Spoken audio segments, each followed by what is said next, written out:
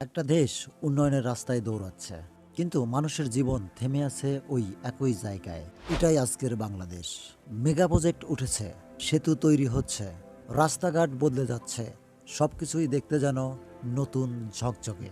কিন্তু এই আলোর নিচে ঢেকে আছে এক অন্ধকার বাস্তবতা, যা আমরা অনেকেই দেখেও দেখি না। প্রতি বছর লাখ লাখ তরুণ চাকরির বাজারে নামছে। ডিগ্রি আছে, যোগ্যতা আছে, স্বপ্নও আছে, কিন্তু সুযোগ নেই।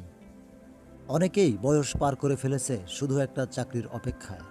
স্বপ্ন রয়ে গেছে কাগজের সার্টিফিকেটে আটকে।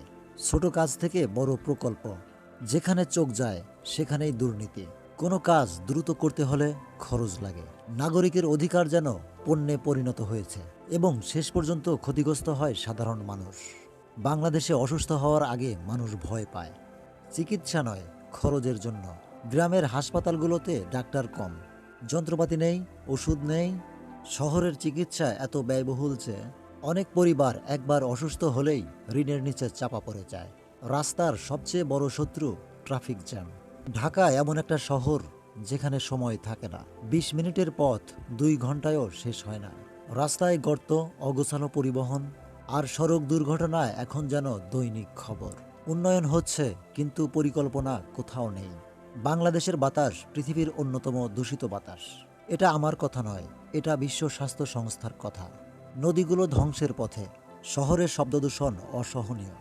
মানুষ যেন অক্সিজেনের চেয়ে ধোঁয়া বেশি টেনে নিচ্ছে। জিনিসপত্রের দাম বৃদ্ধি যেন সাধারণ মানুষের প্রতিদিনের যুদ্ধ। সবচেয়ে বড় সমস্যা বেঁচে থাকার জন্য খরচ।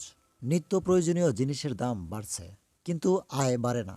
একটি পরিবার আজ যে আয় করে বেঁচে থাকে, আগামীকাল সেটা যথেষ্ট নয়।